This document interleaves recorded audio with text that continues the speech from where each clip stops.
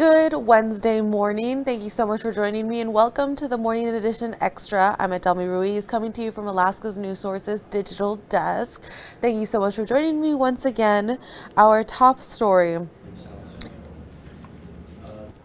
Anchorage fire officials signed a long-awaited wildfire protection plan on Tuesday. The signing marked the first major update in almost 20 years and comes after months of hard work on the plan. The new plan creates a clear playbook for wildfire prevention, evacuation routes, and emergency response. It maps out risk areas across the city's wildland-urban interface where homes sit next to heavily forested land. The plan also breaks the most populated risk zones into 30 suppression units to target hazards more effectively. Fire officials say this 10-year plan gives teams a stronger strategy before the next big wildfire. The environment has changed a bit in the fact that our plan is almost 20 years old that we had pre-existing. We've had increased development within the Anchorage municipality. We've had a couple of different evolutions of bug kill come through in our forested lands. And so we have a different level of threat within the Anchorage municipality than we did before. So it's definitely time to revisit that. There are recommendations in the plan for community members to lower the wildfire risks to their property and plan for evacuation routes. Check out this story on our website and our mobile app available right now. And ConocoPhillips has confirmed to Alaska's News Source it laid off up to 12.5% of its North Slope workforce since September. It comes as employees move to form a union. 243 workers at the Kuparuk Alpine and Willow oil fields filed a petition last month with the National Labor Relations Board, or NLRB. They're seeking to join the United Steelworkers Union, citing concerns about staffing, safety, and pay.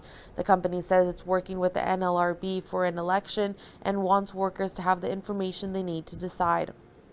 ConocoPhillips announced in September it would cut 20 to 25% of its global workforce after emerging with Marathon Oil, but the company spokesperson says they sought to limit the North Slope impact, characterizing cuts made there as about half of the global rate. The Archdiocese of New York is now saying they are raising funds to settle about 1,300 sex abuse claims. Christina Fan has the story. At St. Patrick's Cathedral, parishioners arriving for early morning mass were heartened to hear the church is making amends for its past failings. I think it's the appropriate thing to do, and healing's important. Growing up Catholic, I think that if people were victimized, they should be compensated for it, whatever they have to do. In a letter Monday, Cardinal Timothy Dolan announced the Archdiocese of New York is making a series of difficult financial decisions to raise enough money to cover settlements for roughly 1,300 outstanding claims by victims of sex abuse. Actions include laying off staff, reducing the operating budget by 10%, and finalizing the sale of real estate assets, which include the Archdiocesan headquarters on First Avenue, to raise the necessary funds of around $300 million. In a statement, Cardinal Dolan wrote, quote, "As we have repeatedly acknowledged, the sexual abuse of minors long ago has brought shame upon our church. I once again ask forgiveness for the failing of those who betrayed the trust placed in them by failing to provide for the safety of our young people." On Monday, the Immaculate Heart of Mary Parish in Scarsdale announced it filed for bankruptcy. Cardinal Dolan says it was their only financial option, as the parish was frequently named as a defendant in Child Victims Act cases due to alleged abuse by a former sports coach in the 1960s. The legislation, which passed in 2019, gave a one-year window for sex abuse survivors to file civil lawsuits barred by the statute of limitations. In Midtown, Christina Fan, CBS News, New York. And accused CEO killer Luigi Mangione was arrested 1 year ago on Tuesday, and now a multi-day pretrial hearing is underway. Giving the public an inside look at how that arrest unfolded, Cole Higgins has the story. Luigi Mangione, who was charged in the deadly shooting of United Healthcare CEO Brian Thompson, came face to face with the officers who arrested him just 1 year ago Tuesday inside a Pennsylvania McDonald's. I have a customer here that some other customers were suspicious of, that he looks like the CEO shooter from New York. The responding officers found potentially incriminating evidence in Mangione's backpack, evidence that now Mangione's attorneys are seeking to have tossed from his trial. The evidence is particularly damning against this defendant, and so they're going to work hard to try to exclude it. Body cam video played in an ongoing pretrial hearing showed officers who arrested Mangione debating whether they needed a search warrant to look into his backpack. An Altoona police officer testifying that she wanted to check the backpack for a possible bomb. But she said instead she found a fully loaded magazine wrapped in wet gray underwear and a Faraday bag designed to block electromagnetic interference that contained a cell phone and a passport. The officer also testifying they found a gun and a silencer, plus a notebook and a handwritten note dated the day after the shooting with seemingly a to-do list of change hat, shoes, and pluck eyebrows. Mangione's lawyers argue that the contents of the bag should not be evidence because the search was done without a warrant. The standard is whether those searches are reasonable under the law, based on a totality of the circumstance and based on what the officers knew at the time. I'm Cole Higgins reporting.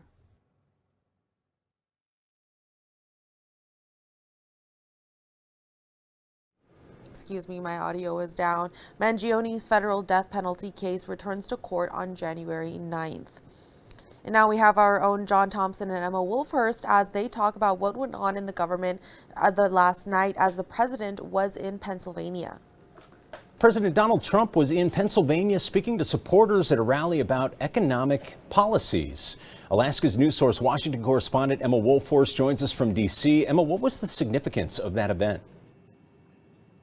Well, John, this rally in Mount Pocono comes as an average of polls from the New York Times show the president has a 42% approval and 55% disapproval rating. And according to a Reuters Ipsos poll, just 26% of respondents believe Trump is doing a good job at managing the cost of living. We are less than a year now until the midterm elections, and affordability is likely to be the top issue again for voters. So President Trump was really trying to rally supporters and talk about the economy and affordability. He's really hoping to keep Republican control of both chambers of Congress, and so he's turning his attention now to the domestic economy and its impact on families. Tuesday night, we saw this sign behind the stage at this rally in Pennsylvania that said lower prices, bigger paychecks. And that's really the goal here. The president wanted to show voters that he's laser focused on improving the economy. White House senior advisors tell us Trump will be hitting the road more in 2026 to listen to voters and tell them what his administration is doing. But Tuesday night, really that first temperature check to see if this economic message will resonate with voters in 2026. All right, Emma, the president also reportedly continuing efforts to strike a peace deal between Ukraine and Russia. Where do things stand currently? Well, President Trump is pressing Ukrainian President Volodymyr Zelensky to accept the U.S. proposal. President Trump argues Moscow has the upper hand and Ukraine must, quote unquote, play ball. But many feel the administration's plan too heavily favors Russia in one way by requiring Ukraine to cede territory. Zelensky refuses to do that, and he was in different European countries Tuesday meeting with leaders to try and garner support. European allies mostly agree, and they resist the idea of Ukraine handing over land. While Ukrainian negotiators haven't said much publicly about how things are going, Zelensky told reporters Tuesday that Ukraine's updated version of the proposal will be given over to the U.S. today. Right, and finally, Defense Secretary Pete Hegseth, Secretary of State Marco Rubio, also the chairman of the Joint Chiefs, briefed top lawmakers. Democrats plan to ask them about the Caribbean boat strikes. Emma, what can you tell us? Well, this briefing lasted a little over an hour Tuesday evening, and while the main goal was just general national security updates, the heart of this debate is whether to release that video of the September 2nd double strike. Called that because there are reports the U.S. allegedly ordered a second strike on this drug-running boat to kill survivors. There is bipartisan support to release the video amid growing scrutiny against the administration, but top Democrats left Tuesday's meeting unsatisfied. Senate Minority Leader Chuck Schumer says he asked Hegseth to let Congress see the unedited video. And he says Hegseth answered, "We have to study it." Schumer says they've had enough time to study it and Congress should be able to see all of it. Senate Majority Leader John Thune believes the committees who have jurisdiction here, so think armed services, national intelligence, etc., can go ahead and continue with their individual probes. Democrats want to see Hegseth testify publicly, though, and now some are even calling for him to resign. So this issue not going away anytime soon. All right, Alaska's News Source Washington correspondent Emma Wulfhorst joining us from D.C. Emma, thank you very much. Now we have meteorologist Aaron Morrison, who's going to give us a breakdown over what our day is going to look like as our work days get started and our school day. Aaron. Adelmi is still holding on to some cold air across the state. This is officially the coldest morning Anchorage has seen as those temperatures dropped down below 0 degrees. And we officially made it to 15 yesterday with signs that today will be even colder. We're currently sitting at 2 degrees here in Anchorage, 33 below in McGrath, 30 below in Fairbanks. So areas of the interior still holding on to some of the coldest conditions of the season. But we're also tapping into some of those colder conditions for areas of the northern and central panhandle where temperatures are waking up in the single digits this morning. Not much going on across the state. We do have a ridge out towards the west, a lingering area of low pressure, which is keeping some light snow and a rain snow mix for areas of the southern panhandle. And there's our ridge out towards the west. That continues to funnel in winds out of the northwest, which is driving in those colder conditions. That will stay with us, although we will begin to see a push of warmer air, which will arrive here over the next couple of days, more so for western Alaska and into the interior. In fact, Kotzebue out towards Nome already about 10 degrees warmer. St. George towards Cold Bay about 5 to 10 degrees warmer. And so all of that warmer air will begin to push eastward here as we welcome in your Thursday. Now, winds have died down across the state. We're still favoring some gusty conditions through the Alaska Peninsula out towards Bristol Bay later this afternoon into the night. We'll see some winds increasing from Kachemak Bay out towards western parts of the Kenai and southern parts of the valley. This is where we could see winds of about 30 to 40 miles per hour. Seward will also see some strong northerly winds up to about 40 miles per hour. Those subside into our Thursday morning. We'll see a brief lull in that activity, and then it picks right back up as we welcome in our Friday and Saturday with more winds expected across South Central. Now, nothing like we did see with this most recent windstorm, which was kind of reminiscent to that January 2022 storm. Winds gusted upwards of about 90 miles per hour. And thankfully, this incoming winds we'll see later today and into our Friday will be less than about 40 miles per hour. 10 degrees today, which will be the coldest day that Anchorage has seen this season. Breezy evening winds do arrive across the region, and our ridge of high pressure, as that kind of backs off, that's going to open the door for an area of low pressure to sweep through the Chukchi Sea and along the Arctic slope as we welcome in the close of this week. That will drive some snow through the interior, as well as some warmer conditions, which will bring highs back above 0 degrees. But only briefly we'll see that chance for highs back above 0 degrees. And with that increasing snow chance, we'll see about 2 to 5 inches with some locally heavier amounts. The heaviest snow arrives as we welcome in your Friday. So there's that warmer touch of air by Friday, highs topping out near 12 degrees. So it's going to feel warm compared to where we have been sitting at. Some locations will see about a 40-degree rise in those temperatures. And then we drop back below 0 as we welcome in next week. Afternoon highs sitting right around 25 below, while overnight lows drop down near negative 40. Still largely staying on the dry side across South Central, mostly sunny to partly cloudy skies. We could see northern parts of the Susitna Valley and the Copper River Basin see some light snow into the weekend, but the rest of South Central will stay dry. Some breezy winds later this evening for South Central, and then of course we'll see another round of some possible winds into Friday. Both scenarios will largely bring winds significantly lower than what we did see with the most recent windstorm. Adelmi? All right, thank you so much, Aaron, for our breakdown over what our day is going to look like into our rest of our week. Returning now to national news, a school was placed on lockdown in, let me look at my notes here. In Kentucky, a school was placed on lockdown while the local sheriff's office and university police have secured the campus following a shooting. According to state authorities, 3 individuals were involved in the shooting. The shooter is not a student at the university and has been taken into custody. 2 students were transported to the hospital with gunshot wounds. Police state they are not sure what prompted the shooting at this time, but that this was an isolated incident and that there are no safety concerns on campus at this time. Assistant Chief of Police Scott Tracy said this. The other 2 individuals involved were current Kentucky State University students. Both suffered gunshot wounds. They were quickly transported to a local hospital for treatment by Frankfurt Fire and EMS. Tragically, one has passed away from injuries. The other remains in critical condition. And take a look at this video right there.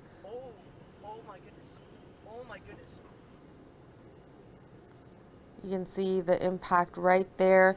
Newly released video captured the dramatic moment when a plane collided with a car driving along I-95 in Brevard County in Florida on Monday. The aircraft was attempting to make an emergency landing on the southbound side lane of Interstate 95 in Cocoa Beach when it hit a Toyota Camry. The driver of that vehicle has been identified as a 57-year-old woman who was transported to a nearby hospital with minor injuries. The pilot and passenger of the plane, both 27-year-old males, were not injured during the crash. An investigation is ongoing. And in Australia, they're banning children under 16 from using social media. The tech industry disagrees the restriction makes kids safer, but companies say they will implement it with age verification technology. For U.S. parents, some experts see it as an opportunity. They say talking to kids about social media is important and say the ban could be a conversation starter. They add that kids need limits. Experts also say parents should remember social media has both pros and cons. For some young people, they say it's an important way to feel connected. For others, they say it can harm mental health. And doctors in the United Kingdom have developed a groundbreaking gene therapy that's giving new hope to patients with aggressive blood cancers, diseases once thought untreatable. Fergus Walsh has the story straight from London. So look at all these beads. There's loads. Each one of these beads represents a procedure that Alyssa went through during her grueling cancer treatment, including 2 bone marrow transplants. She was the first patient in the world to have a new form of gene therapy, which cleared her aggressive leukemia. That was 3 years ago. And this is Alyssa today, age 16 and still cancer-free. I really did think that I was going to die and I wouldn't be able to grow up and do all the things that every child deserves to be able to do. Breathe in and breathe out. In 2022, Alyssa was given donor immune cells, which had been genetically modified using a new technique called base editing. This involved 3 precise changes to the donor white blood cells' DNA, including making them resistant to chemotherapy and stopping them from attacking Alyssa's body. The cells were then armed to fight her cancer. A bone marrow transplant then rebuilt her immune system. A few years ago, this would have been science fiction, but now we can actually collect white blood cells from healthy donors and use them for their powerful immune effects by reprogramming them. The same technology that saved Alyssa's life has also been used to successfully treat the blood disorder sickle cell disease and may have potential with other forms of cancer. Fergus Walsh, BBC News for CBS News. British doctors say they've since used the gene therapy on 8 other children and 2 adults with aggressive leukemia, and almost 70% of the patients are alive and in complete remission. And more Americans are starting to pay bills late, according to a new Lending Tree study. Then this Watching Your Wallet consumer investigator Rachel DePompa takes a look at the data and finds out what you can do if your bills are growing. A new Lending Tree survey finds 48% of Americans paid a bill late in the last year, and 30% tell the company they feel less able to afford their monthly bills than a year ago.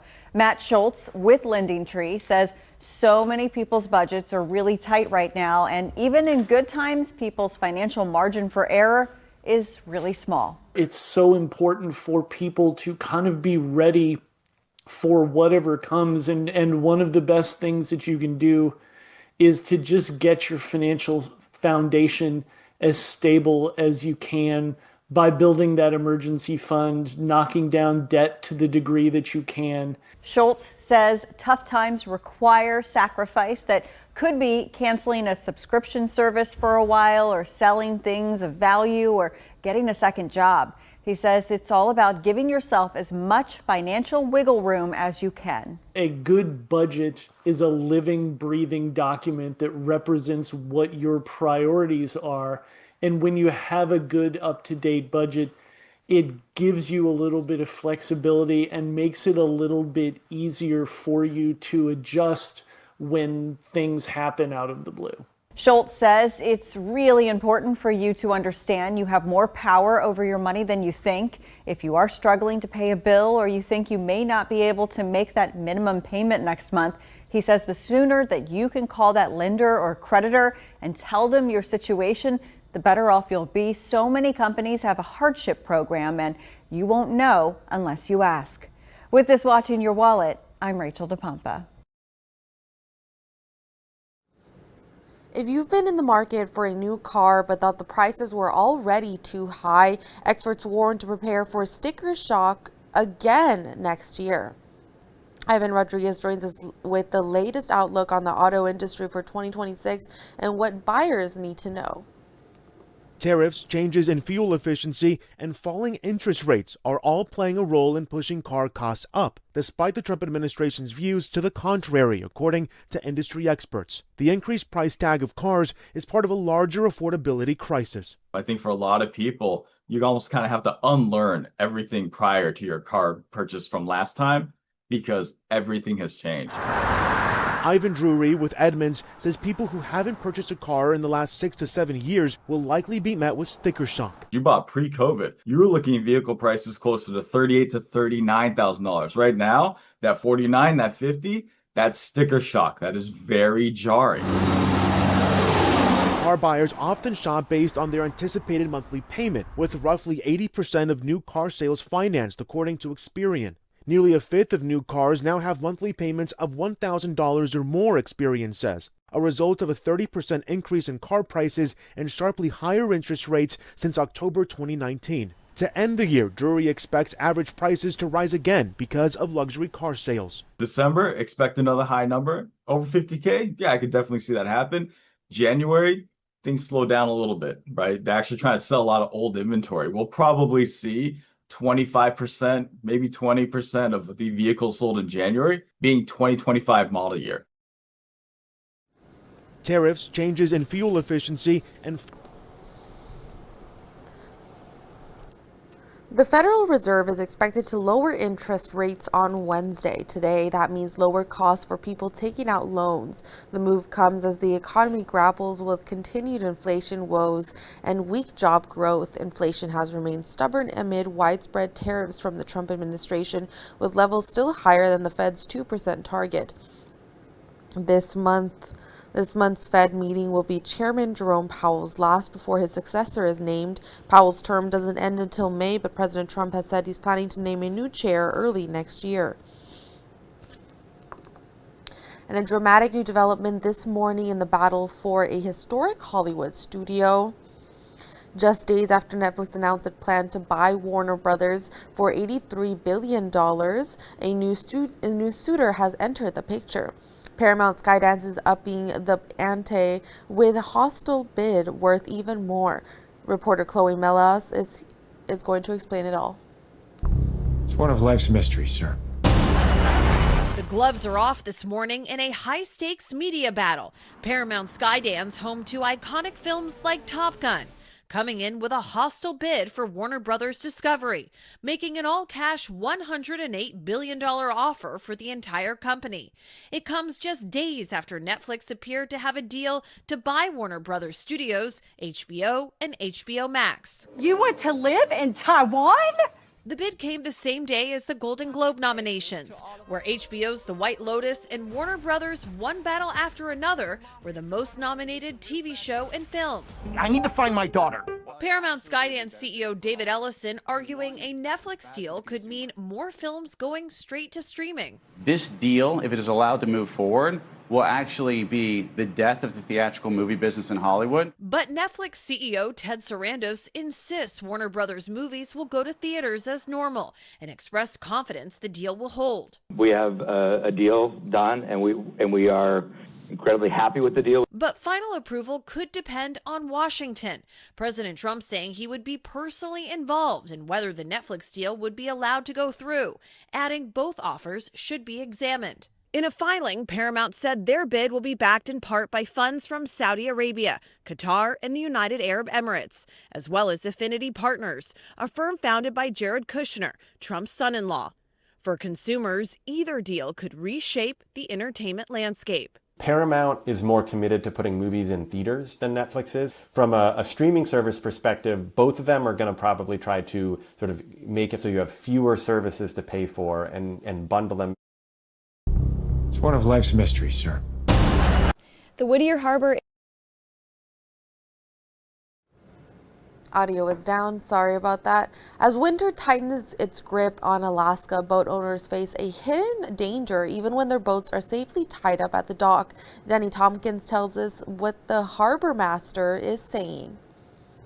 The Whittier Harbor is peaceful as winter slows things down. But one thing that doesn't take a break is safety. As temperatures drop and conditions shift fast, staying safe is even more critical.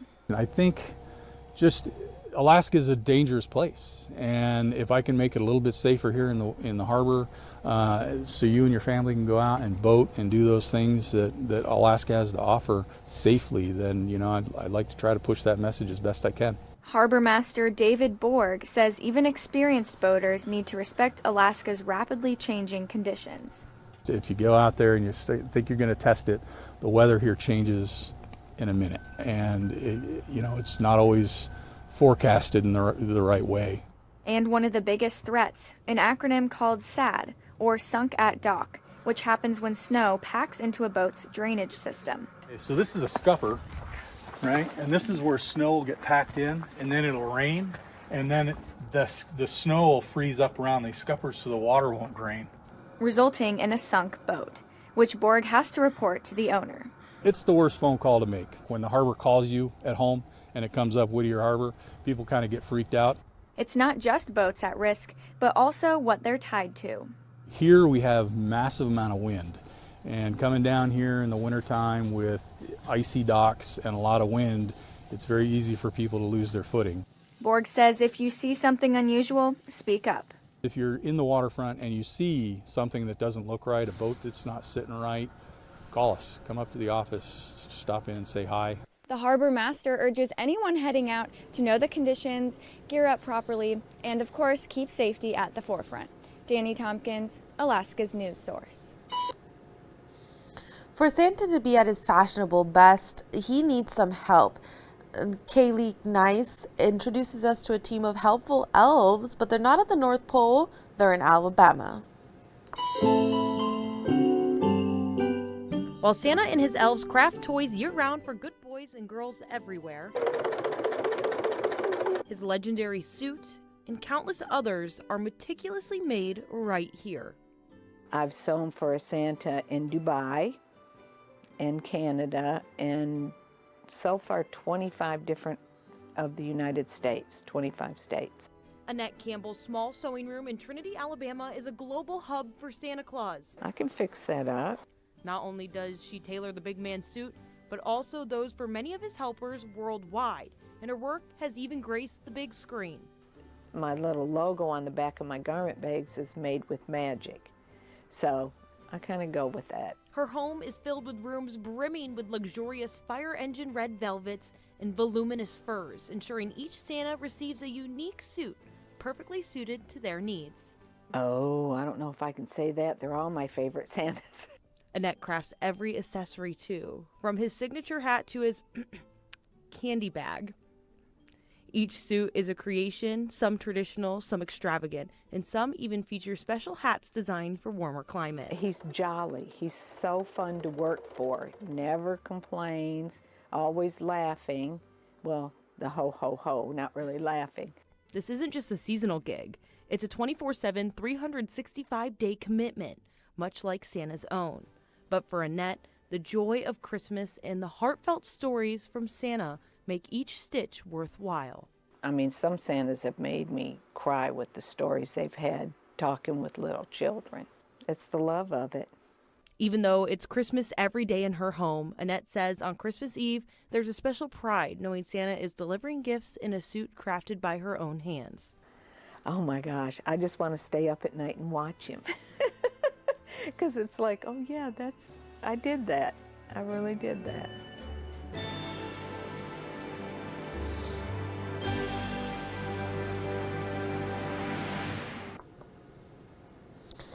In Fairbanks, a community effort is making sure every child can experience the joy of giving this season. Today, the Two Rivers Homestead Charter School and Timberwolf Pact are hosting their annual free Christmas store. It's a magical event where children can create shopping lists, budget, play money, and select gifts for their families, all at no cost. Their faces just glow. They come to you and they're like, can you help me wrap this for my mom? Hurry, she might see. And it really just brings so much joy to the students. It brings joy to the families. It brings joy to our community members. The event is today, Wednesday, from 4 to 7 p.m. at Two Rivers School in Fairbanks. Organizers are still looking for adult volunteers. If you're interested, contact the Timberwolf Pact Facebook page or the Homestead Charter Facebook page. And golden retriever fans gathered in a Buenos Aires park in Argentina yesterday in an attempt to set a new world record for the largest gathering of the breed. It was a dog day afternoon to be sure at the city's park, Berlin. The event was launched by influencer Fausto Duper, who is known for videos featuring his dog Obi. The record to beat, 1,685, which was previously set in Canada. Organizers announced yesterday that 2,397 golden retrievers were on hand, setting a non-independently verified new world record for the most golden retrievers at one gathering.